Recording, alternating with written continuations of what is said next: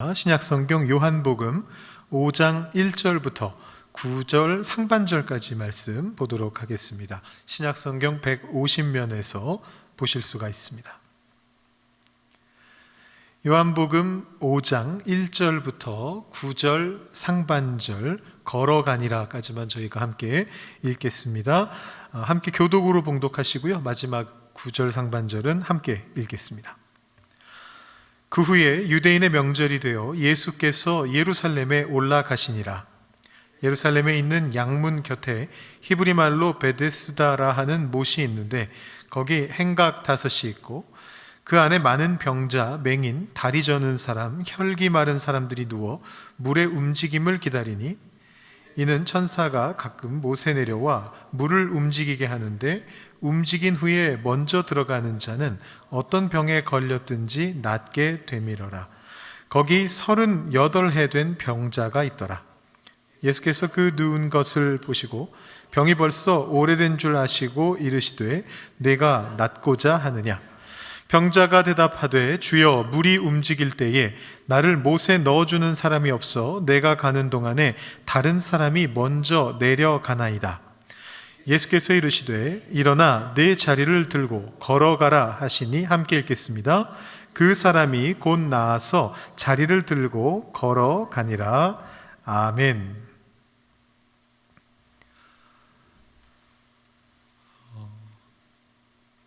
이적이라고 하는 가수가 있습니다.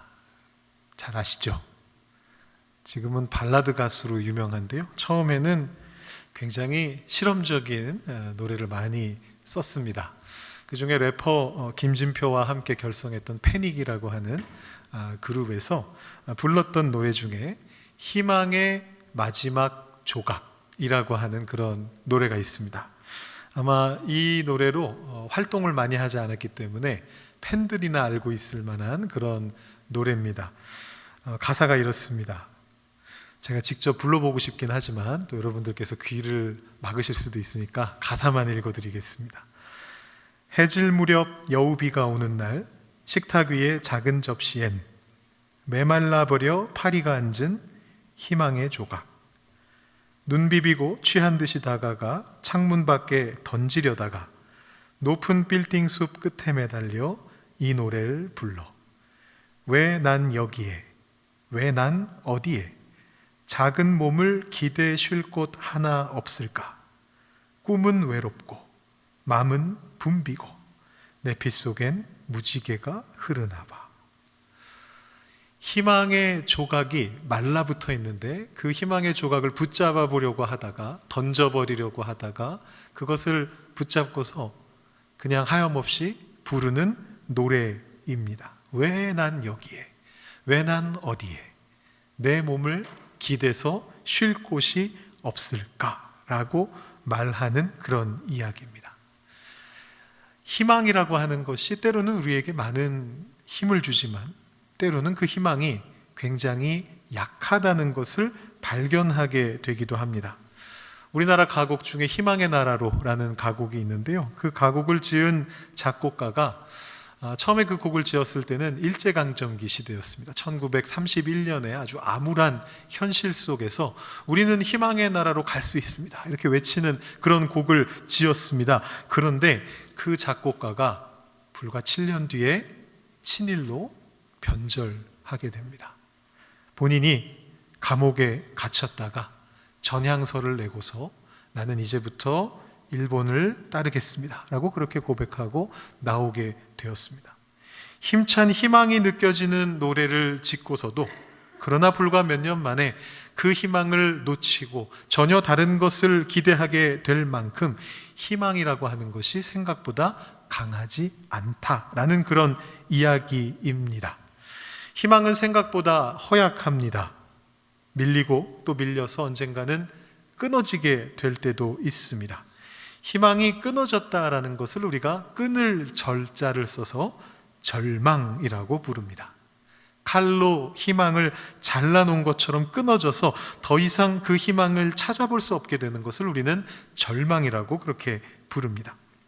오늘 말씀 속에는 희망이 끊어져서 절망 속에 있었던 한 사람이 나오고 있습니다. 우리에게 아주 익숙한 사람입니다. 그는 베데스다에 있었던 38년 된 병자입니다.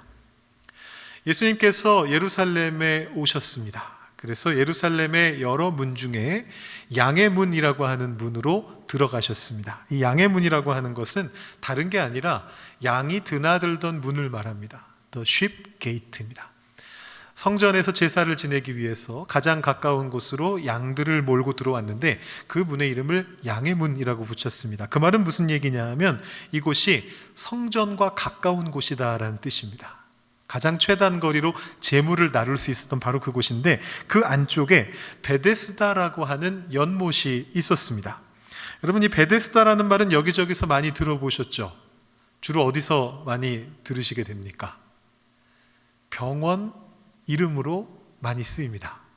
왜냐하면 이 베데스다라는 말의 뜻이 그런 뜻입니다. 이 아람어 베트하고 헤스다가 합쳐진 말인데 베트하고 헤스다 하면은 무슨 말인가 싶으시겠지만 히브리어로 베이트하고 헤세드라는 말을 들어보시면 이거 어디서 많이 들어본 말인데 이런 생각이 드실 거예요. 히브리어 베이트는 집이라는 뜻입니다. 우리 베들레헴이 바로 빵집이라는 뜻이지 않습니까? 레헴이 빵이라서 베들레헴 할 듯이 베데스다 할 때 이 베트는 집이란 뜻이고요. 그 다음에 헤세드라고 하는 단어는 우리가 히브리어입니다만 자주 듣게 되는 말입니다. 번역하기가 아주 어려운 말인데 하나님의 속성을 가리키는, 주로 인자 혹은 자비 혹은 은혜라고 번역하는 단어가 바로 이 헤세드라고 하는 단어입니다. 그래서 이 베데스다라고 하는 곳은 결국은 은혜의 집이다, 자비의 집이다 라는 그런 의미입니다. 여기 베데스다에서 지금 은혜의 사건이 일어나고 있었습니다. 하나님의 천사가 내려와서 물을 휘젓고 가는 것입니다. 그러면 어떻게 될까요? 천사가 물을 휘저으면 거기서 어떤 일이 벌어질까요? 물에 파문이 생겨납니다. 파도가 이렇게 싹 치게 됩니다. 근데 그때 이 물에 제일 먼저 들어가는 사람은 어떤 병이든지 치유가 된다라는 것입니다. 이런 놀라운 일이 있을 수가 있을까요? 이런 소문이 퍼지면 어떤 일이 벌어질까요? 한국에 오색약수라고 하는 약수가 있는데요, 거기서 마시는 물이 몸을 건강하게 해준다고 소문이 퍼지니까 사람들이 줄 서가지고 거기 가서 받아가지고 가서 마시고 그랬거든요. 이런 기적이 일어난다라는 소문이 퍼지니까 이스라엘 전역에서 수많은 환자들이 몰려들었습니다. 정말 병원 같은 곳입니다. 인산인해를 이루고 거기에 행각이라고 해서 이렇게 좌우는 트여 있지만 위에 지붕이 있는 이제 그런 곳이 있었는데 5곳이 이렇게 베데스다 연못을 두르고 있는 그곳에 사람들이 다 꽉꽉 들어차가지고 언제 이 물이 움직일까 이것만 기다리고 있었습니다. 근데 이 기적이 너무 좀, 이런 표현 괜찮은지 모르겠습니다만 째째한 것 같습니다. 기적이 아무 때나 좀 자주 일어나주면 좋겠는데 언제인지 모를 시간에 천사가 물을 휘저어줘야지만 기적이 일어난다는 거예요. 그리고 물에 들어가는 사람들이 그때라도 들어가면 다 치유받을 수만 있으면 너무 좋겠는데 오색약수를 마시면 몸들이 다 건강해진다는 것처럼 천사가 탁 치고 갔을 때 들어가는 모든 사람이 함께 은혜 받으면 너무나 좋겠는데 딱 한 사람, 맨 처음 들어간 사람만 치유를 받는다라는 것입니다. 그러면 여러분이 한번 상상을 해보십시오. 이 현장이 과연 기적의 현장이었을까요? 희망의 현장이었을까요? 아마도 아비규환이었을 것 같습니다. 수없이 모여든 인파 속에서 모든 사람이 딱 하나만 보고 있습니다. 언제 물이 흔들릴까? 근데 여러분 생각해 보세요. 혹시 여러분들 중에 천사 눈으로 보신 분 계세요? 나는 천사를 눈으로 봤다. 일단 저는 못 봤습니다. 그림으로 그려진 것밖에 못 봤는데요, 아무도 천사를 못 봤을 거란 말이에요. 근데 도대체 이 물이 천사가 건드려서 움직인 건지 안 움직인 건지 어떻게 알 수 있을까요? 알 길이 없습니다. 물은 천사가 건드리지 않아도 자주 움직입니다. 바람만 불어도 움직이고요, 나뭇잎만 떨어져도 움직이고요, 또 학자들이 밝혀낸 바로는 이 베데스다라고 하는 못이 인공 저수지였다고 하는데 어느 한쪽에 구멍이 좀 있어서 그리로 물이 조금씩 새 나오는 적이 있었다고 합니다. 마치 간헐천처럼. 그러면 위에 물이 흔들리는 겁니다. 이유 없이도. 그래서 사람들이 계속해서 이렇게 쳐다보고 있다가 뭔가 때문에 물이 흔들린다 싶으면 곧바로 한 사람이 자기가 제일 먼저 들어가려고 앞으로 달려나갔을 겁니다. 그러면은 그 달려나가는 것을 보면서 다른 사람들은 어떻게 했을까요? 박수 쳐줬을까요? 와, 저 사람 이제 낫겠구나. 그랬을까요? 자기가 먼저 들어가려고 앞에 사람 뒷덜미 잡고 끌어당기고 막 거기서 몸싸움하면서 누가 먼저 들어갈 것인가 그걸 가지고 싸우기 시작했을 겁니다. 그렇게나 해서 들어가서 첫 번째로 들어가서 치료받으면 참 좋은데 들어가 보면 이미 누군가가 들어가 있거나 아니면 천사가 아닌 다른 이유로 물이 움직인 거거나 아니면 그냥 누군가가 장난을 쳤거나 아니면 그냥 실수로 잘못 봐서 들어갔거나 그런 상황인 것입니다. 그래서 잘잘법 같은 신학 영상으로 유명하신 김학철 박사님은 손으로 읽는 신약성서라고 하는 책에서 이 장면을 묘사하면서 어쩌면 베데스다 연못을 치고 올라갔던 존재는 천사가 아니라 악마였을지도 모른다. 이런 표현을 썼습니다. 그럴듯하죠. 이 이야기 속에서 단 한 명의 승리자만을 칭송하고 숱한 패배자를 양산해내는 그런 어떤 사회 시스템을 발견하는 사람들도 있습니다. 수십 수백 명이 대기하고 있지만 승자는 가장 먼저 들어간 한 명뿐이잖아요. 그나마 그 한 명이 안 되는 경우도 있습니다. 더 많은 경우에 천사와 무관해서 그래서 기적은 일어나지 않는 가짜 희망의 순간들이 계속해서 그 앞에서 벌어졌습니다. 희망이 깎여나갔습니다. 희망이 끊어졌습니다. 절망이 반복되고 있었습니다. 그 중에 한 병자, 무려 38년 동안 병으로 고통받았던 이 병자는 이 죽음과도 같은 현장 속에서 그야말로 신라 같은 희망 하나를 가지고서 그곳에 자리를 깔고 누워 있었습니다. 메말라서 비틀어져 버린 음식 같은 그 희망 조각을 가지고 그 자리에 있었습니다. 예수님이 그를 찾아오실 때까지 그는 그 작디 작은 희망 하나를 붙잡고서 목숨을 거기에다 걸고서 잘 움직이지도 못하는 몸을 질질 끌고서 수시로 연못으로 뛰어들고 있었습니다. 거기에 예수님께서 찾아오셨습니다. 그리고 충격적인 질문을 하셨습니다. 당신은 낫고 싶습니까? 당신은 낫고 싶습니까? 내가 낫고자 하느냐라고 말씀하셨습니다. 저는 이 질문을 들었을 때 왜 이렇게 뻔한 질문을 하시는가 이런 생각이 들었습니다. 낫고 싶지 않으면 도대체 왜 거기서 그렇게 힘겨운 분투를 하고 있었겠습니까? 예수님의 이 질문이 도대체 무슨 의미가 있겠습니까?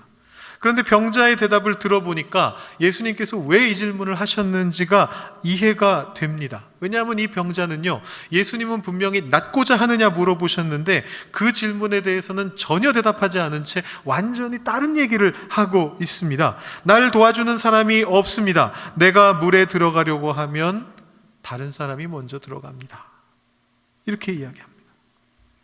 이게 웬일입니까? 낫고 싶었는지 물어봤으면 낫고 싶다고 대답해야 되는 게 아닙니까?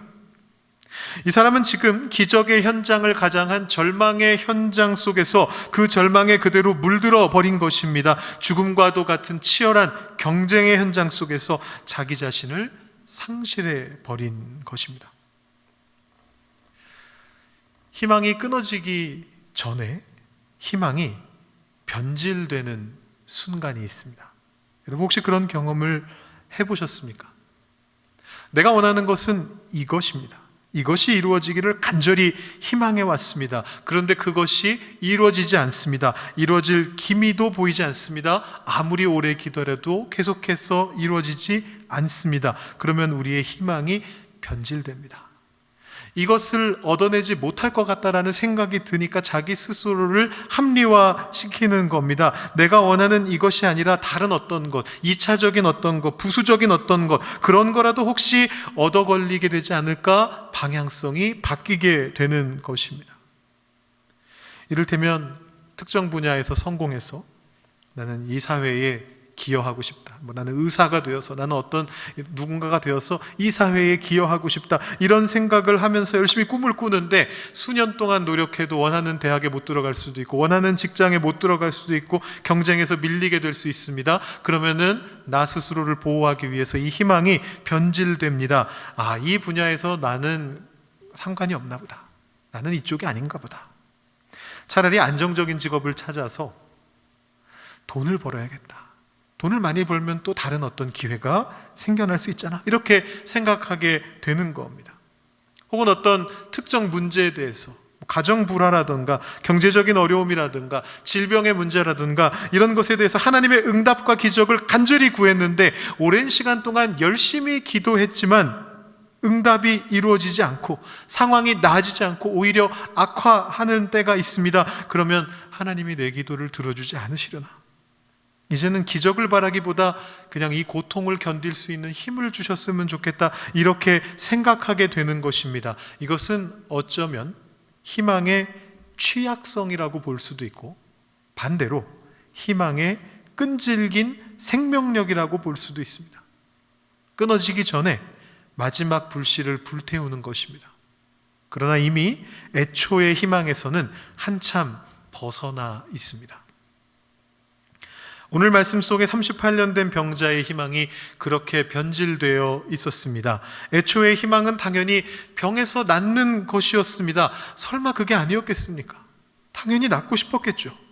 그런데 무려 38년 동안 그 병이 낫지 않는 상황 속에서 그 희망은 점차 없어져 가고 변질되었습니다. 이제 그의 희망은 남들보다 먼저 저 물속으로 들어가는 것으로 바뀌었습니다.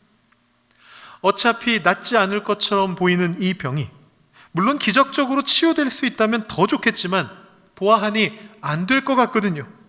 그러니 하다못해 가장 먼저 저기 들어가서 승리해보는 것으로라도 위로를 받고 싶은 것입니다. 내가 여기 있었던 그 긴 기간이 헛된 것이 아니기를 어떻게든 느껴보고 싶은 것입니다. 그래서 이 38년 된 병자가 이렇게 말합니다. 선생님, 물이 움직일 때마다 저를 연못에 넣어주는 사람이 아무도 없습니다. 그래서 제가 직접 가는데 다른 사람이 저보다 먼저 내려갑니다. 여러분, 이 말씀을 잘 들여다보십시오. 변질된 희망 외에 무엇이 있습니까? 이 병자는 아무런 믿음도 없고 예수님에 대한 바른 인식도 없었습니다. 예수님께서 하나님의 아들이시다라는 인식은커녕 이 양반이 어디서 뭐 하던 사람인지조차도 모르고 있습니다. 제가 이 양반이라는 표현을 썼는데요, 그 병자의 입장에서 한번 말해본 겁니다. 이 병자가 볼 때는 그렇습니다. 지금 이 예수님이 무슨 대단하신 분이 아니고 그냥 지나가던 사람 1인일 뿐입니다. 단지 지나가다가 자신에게 관심을 표시해준 고마운 사람일 뿐입니다. 제가 이렇게 설교를 드렸더니 일부 예배 마치시고 어떤 분께서 저한테 직접 물어보지 않으시고 김종현 목사님께 오셔가지고 주여라고 불렀는데 그런 뜻이 아닙니까? 주님이라고 고백한 게 아닙니까? 이렇게 말씀하셨다고 그래요. 여기서 쓰는 주여라고 하는 말은 그냥 지나가는 사람을 부르는 호칭입니다. 그 당시 사람들이 쓰던 표현일 뿐입니다. 앞에 사람을 높여주는 표현입니다. 주님이라고 인식한 게 아닙니다. 하나님의 아들이라고 생각한 게 아닙니다. 그냥 자기에게 관심을 보여주니까 고마워서 한 말입니다. 그래서 다른 성경은 선생님이라고 그렇게 번역을 하고 있죠. 이렇게 부족한 상황에서 믿음도 없고 아무런 인식도 없고 심지어 소망조차 없는 이 상황 속에서 이 병자는 구원을 받게 됩니다. 도대체 무엇이 있었을까요? 적어도 이 병자는 자신의 삶이 피폐하다라는 것을 인정했습니다. 자기 주위에 아무도 없다라는 것을 고백했습니다. 그리고 예수님께서 자신을 도와주실 것을 기대하였습니다. 비록 그 수준이 너무나 낮았지만 말입니다. 여러분, 이 사람의 한 말을 한번 잘 들여다보십시오. 속마음을 이 행간을 통해서 읽어보시기 바랍니다. 이 사람이 했던 말 속에 그런 말은 한마디도 나오지는 않습니다. 그런데 보시면 굳이 주위에 아무도 없습니다, 이 말을 처음 보는 사람한테 하는 이유가 뭘까요? 제가 여기서 오랫동안 있었는데 저를 도와주는 사람은 이제 다 사라져 버렸습니다. 저 혼자 가고 있습니다. 근데 다른 사람이 늘 먼저 들어갑니다. 이 말을 왜 처음 보는 사람에게 하고 있습니까? 좀 도와주실 수 없냐? 그런 얘기죠.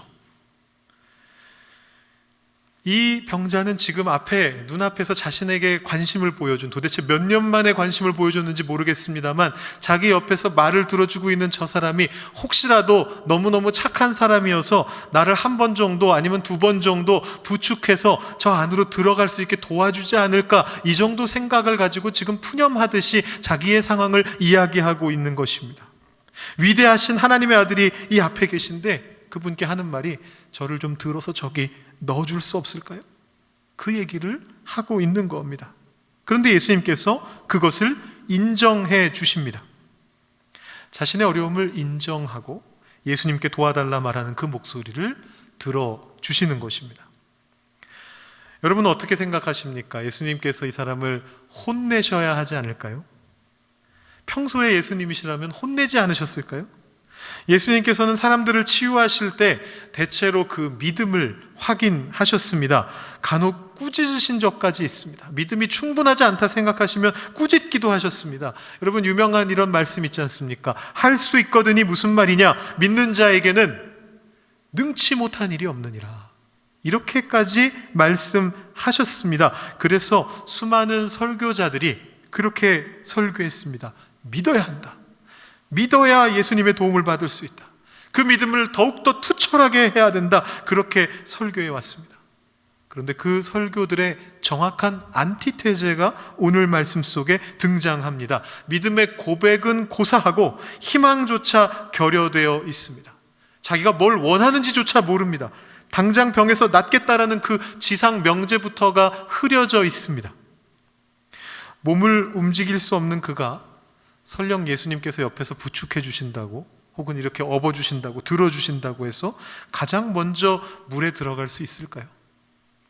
저는 38년이라고 하는 이 기간이 이 사람의 위치를 설명해 준다고 생각합니다. 처음에는 희망을 가지고 못 가까이 있었겠지만 점차 도와주는 사람도 없이 이 사람은 뒤로 밀려서 맨 뒤까지 밀려난 것 같아요. 그러니까 예수님을 볼 수 있었겠죠. 밖에서 오신 예수님이 가장 먼저 본 사람이었단 말입니다. 그런데 어떻게 제일 먼저 물속에 들어갈 수 있겠습니까? 어차피 불가능해 보이는 변질된 희망, 그 끝자락을 간신히 붙잡고서 이 말을 하고 있는 것입니다. 그런데 예수님께서 그를 낫게 하십니다. 아무 믿음의 확인도 없이, 아무 꾸짖음도 없이, 내가 누구다라는 설명도 없이 예수님께서는 이렇게 말씀하셨습니다. 일어나 자리를 들고 걸어가십시오. 일어나 자리를 들고 걸어가라. 파격적인 결론입니다. 병자에게 낫고자 합니까? 물어보셨던 그 충격적인 질문만큼이나 실로 파격적인 결과입니다. 변질되어 버린 희망을 완전히 꿰뚫고 들어가서 본질을 회복시키는 예수님의 음성입니다.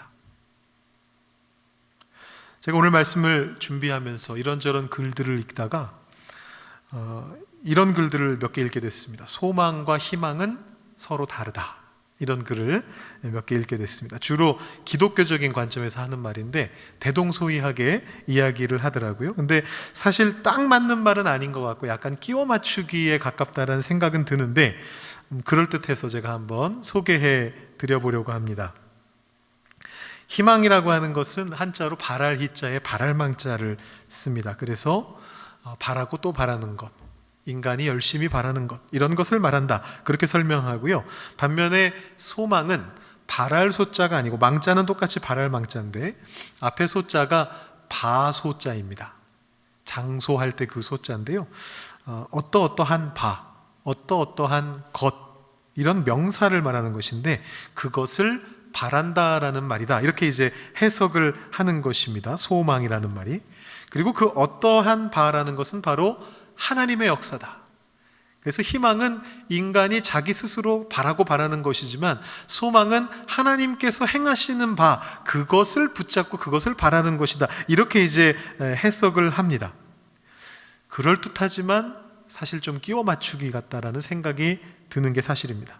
근데 제가 이것을 소개하는 이유는 여러분들께 소망과 희망은 다른 것입니다, 소망은 희망과 달리 이런 것입니다 라는 걸 말씀드리려는 게 아니고요, 이 해석 속에 우리가 발견할 수 있는 일말의 진리가 있다고 느꼈기 때문입니다. 사실 하나님께서 행하시는 바를 기다리면서도 그것이 이루어지지 않을 때도 있지 않습니까? 아까도 말씀드렸던 것처럼 오랫동안 기도했으나 응답하지 않으실 때도 있다는 말입니다. 하나님께서 행하시는 바를 기대한다고 그것이 다 이루어지지는 않습니다. 그럼에도 이 해석에는 한 가지 명백한 진리가 담겨 있습니다. 우리 인간의 희망은, 그 소망은 불완전하다라는 것입니다. 기도한다고, 기대한다고 해서 하나님의 역사가 반드시 일어나지는 않습니다. 그러나 우리의 소망이 완전해지기 위해서는 그 하나님의 역사가 반드시 필요합니다. 당위성입니다. 하나님의 역사하심이 없으면 우리의 소망은 완성되지 않는다는 것입니다. 오늘 예수님께서는 이 병자에게 바로 그 하나님의 역사를 일으키신 것입니다. 병에서 낫고 싶다라는 그 본질적인 희망조차도 변질되어 버렸던 이 병자를 예수님께서는 병이 낫는 본질로 초대하십니다. 소망에서 하나님이 빠져나가고 남은 희망마저 변질되는 일이 우리들에게도 종종 일어납니다. 그러면 소망할 힘조차도 잃어버리게 됩니다. 나에게 일어나게 될 최선의 상황이 도대체 어떤 것인지 판단할 능력도 없고 판단할 수 없으니 기대할 수도 없습니다. 바랄 수도 없습니다. 완전히 무너져 내려서 그냥 눈앞에서 다가오는 일들만 간신히 찾아보면서 그 안에서 내가 뭘 해야만 최선이 될까, 그 정도만 바라보며 어떻게든 최선을 찾아내려 합니다. 물에 들어가려고 하는 겁니다.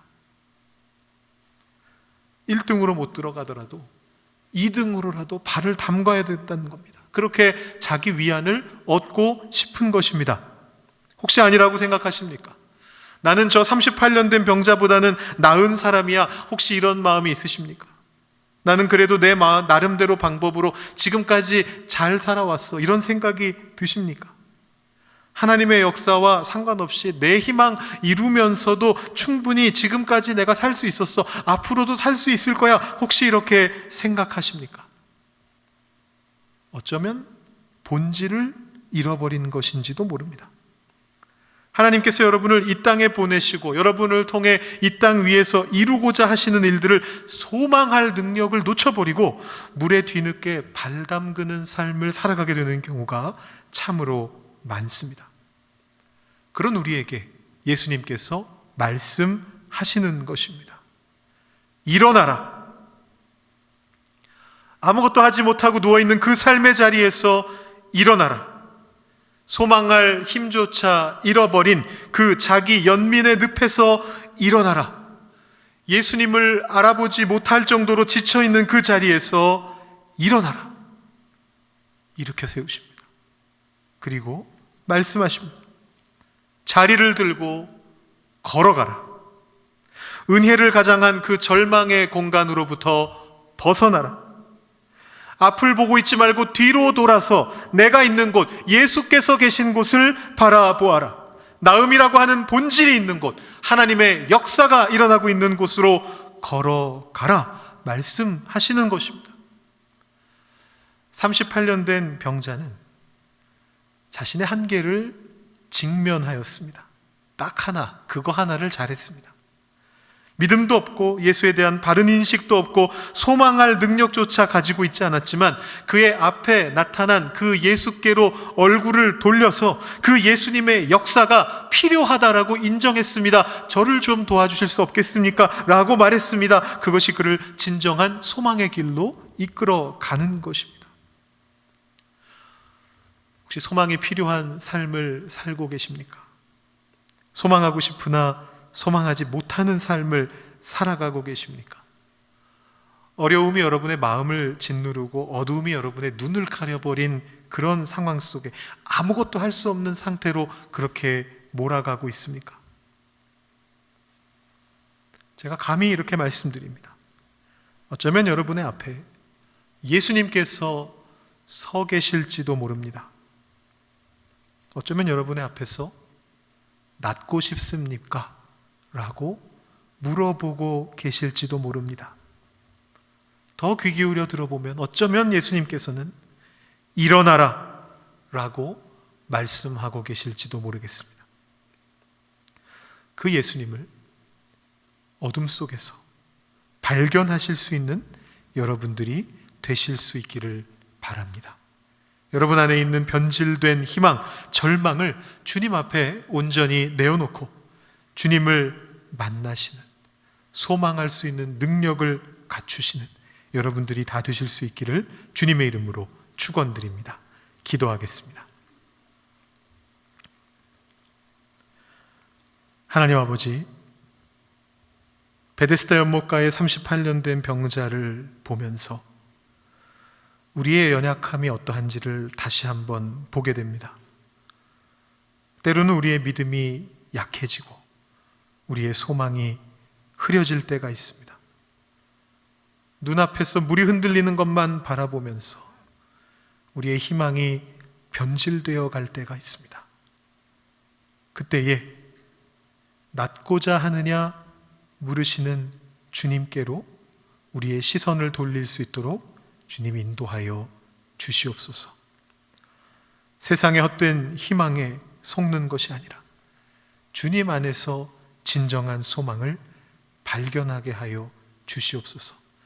주님을 향해 나아가서 자리를 들고 걸어가며 하나님께서 이 땅 위에 나를 통해 이루고자 하시는 일들을 하나하나 이루어가는 소망을 되찾는 저희 한 사람 한 사람이 되도록 주님 인도하여 주시옵소서. 감사드리며 예수님의 이름으로 기도드립니다. 아멘.